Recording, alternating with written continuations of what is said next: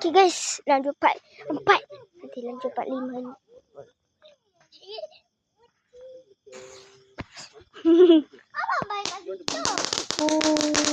Siapa terbakar? Anjir. Ini apa punya tu? Ini yang paling bahaya. Ini pun. Yang tu cara baling mah. Dia tahu.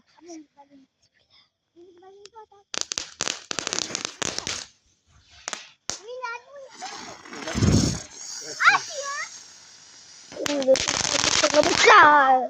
Apa gambar tadi tu? Yang besar.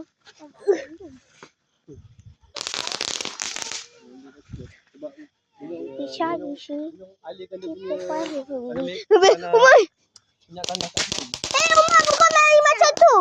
Umar bukan main macam tu lah. Kenapa tak ada? Yelah bukan mah. Abang ni tepi dah nak campak. Syakir jom. Syakir dapat bakar. Okey. Saya. Dia main. Mama, jom. Kena RM2. Apa tu tepi dah apa? Mama Mia. Sandal. Ada pun. Bukan Mi. Sumba bibi. Dah, dalam. Mana lagi satu. Ni betul kita ni. Hei. Mampus. Apa orang buat macam ni tadi?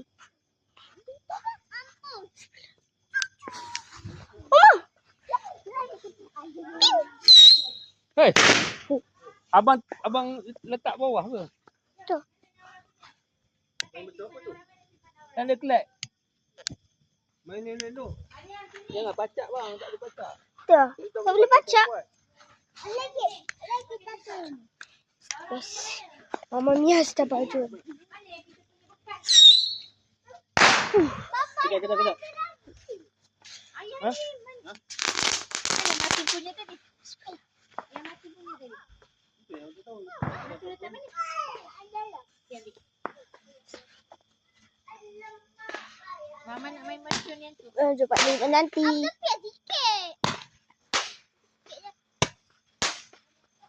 Oh, siap rakam. Tak. Kena Ya. api tu. Yang main kena tiang api punya tu. Dah. Kita jumpa 5 guys. Push. Aduh. Jumpa 5. Bye. Bagi dia orang yang berpecah tu. Bye.